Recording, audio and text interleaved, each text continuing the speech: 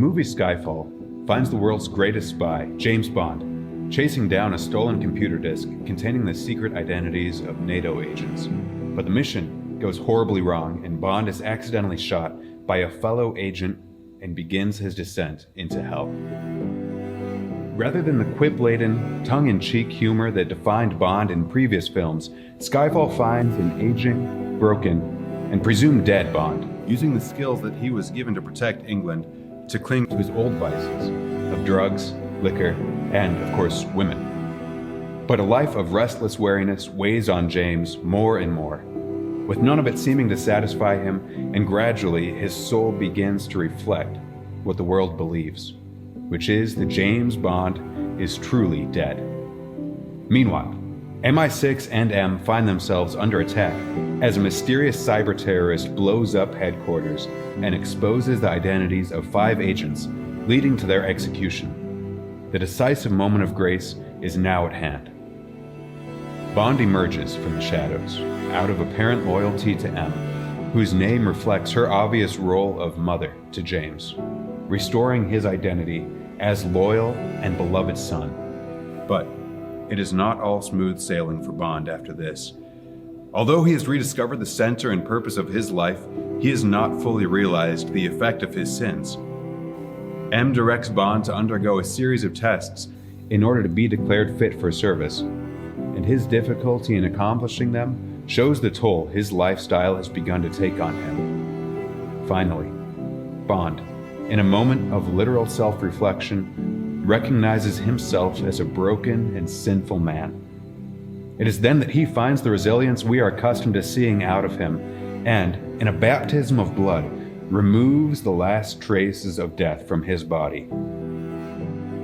After this, the film and James move away from the movie's first theme, which was death, and into the second, which is resurrection. But no resurrection is complete without its share of skepticism, and the Minister of Defense, Mallory, who plays something of a discouraging father figure role, openly wonders why James has come back at all.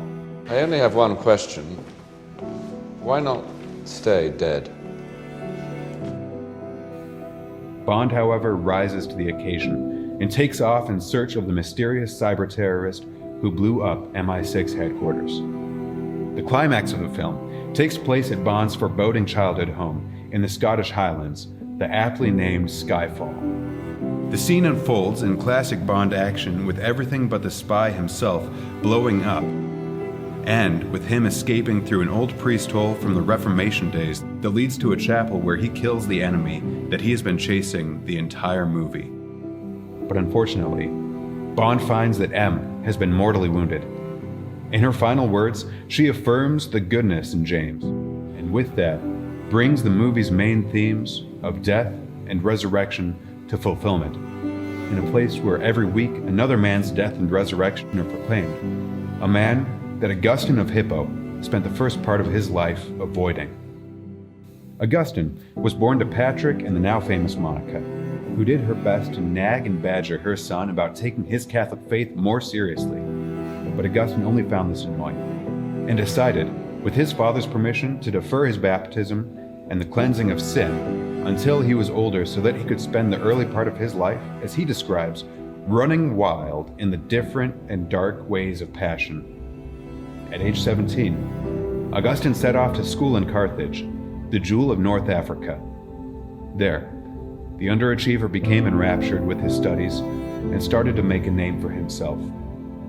He immersed himself in the writings of Cicero and Manichaean philosophers and cast off the vestiges of his mother's religion, using the skills he was given as an orator to gain for himself honor, recognition, and to cling to every vice imaginable, even fathering a child. All the while, he was ignoring the supplications of his mother, who continued to beg him to return to the faith, to the point where she went to see the bishop to ask him what would become of her son. He told her not to worry, that it was impossible that the son of so many tears should be lost. A powerful movement toward unrestrained self-indulgence stirred in Augustine's young heart and largely shaped the course of his life for years to come. However, the burning desire within Augustine to indulge himself, though dominant, was increasingly challenged by another, his life of restless weariness began to weigh more and more on him, and he yearned for a profound change in his life. So, after a year in Rome, Augustine moved again to become the professor of rhetoric for the city of Milan. There, he began visiting the cathedral to hear the impressive oratory of Ambrose the bishop. But something new had entered the swirl of contrasting movements in Augustine's heart. A fresh movement, filled with peace and hope, met the inner torment, and Augustine began to find less and less satisfaction with the life he was living. As all this is stirring in Augustine, a day comes when he sits in conversation with Petitianus, his intimate friend, and listens as he shares an anecdote of the day, unaware of the impact his narrative will have on Augustine. Two acquaintances of his had entered the house of some devout Christians and found there a copy of the Life of St. Anthony by St. Athanasius. One of them had begun to read of how the young Anthony had decisively and joyfully put into practice the words of Jesus to the rich young man. "If you would be perfect, go, and sell what you have, give it to the poor, and come, follow me." Deeply struck by this account, they decided immediately to do the same and sold all that they had in order to follow the Lord, as had Anthony. Petitianus recounts this event and then takes his leave, without suspecting the effect of his words on Augustine. The story fills Augustine with a profound anguish as he compares their immediate and vigorous response to God with his own protracted helplessness and wavering. Augustine said that it was then that he stood on the brink of resolution, turning ever so slightly back to God. One afternoon, as he was wrestling with this experience, Augustine fled into the garden and heard the voice of a child saying, "Take up and read." It is at this point that Augustine realizes that he is not helplessly alone in his struggle to move toward God, and he flings himself under a fig tree as his tears begin to fall. The decisive moment of grace is now at hand. He hears the words again, "Take and read." He opens the scriptures, and his life is remade. He had found the center. Augustine's conversion sent shock waves through his life. He resigned his professorship and went to rejoice with his mother, who had shed so many tears in love of her son.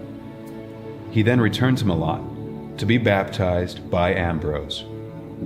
Augustine would go on to become a priest, then Bishop of Hippo, writing and speaking words that would guide the church for the next 1,500 years. Words of a deeply passionate man who took half his life to accept one very important thing: that this longing of my heart, this seeking of the infinite, is not something I made up or chose for myself. It is not my idea or my project or my particular quirk. It corresponds to the way I am, to the way I find myself independent of any of my personal preferences or decisions. It is at the root of me. It is at the root of every person. It is, in fact, given to me and to every person, this desire for the mystery that is at the origin of everything that I am and do. Both James and Augustine found themselves without purpose and without a mission in life. And without a mission, we are aimless and our lives meaningless. The temptation that we face is to believe that God does not want to fulfill the deepest desires of our hearts, and therefore we must choose between following God or being fulfilled, when in reality, we can say with Augustine that you have made us for yourself, O Lord, and our hearts are restless until they rest in you. And fortunately for James, Augustine, and even ourselves, it is impossible that the son of so many tears should be lost.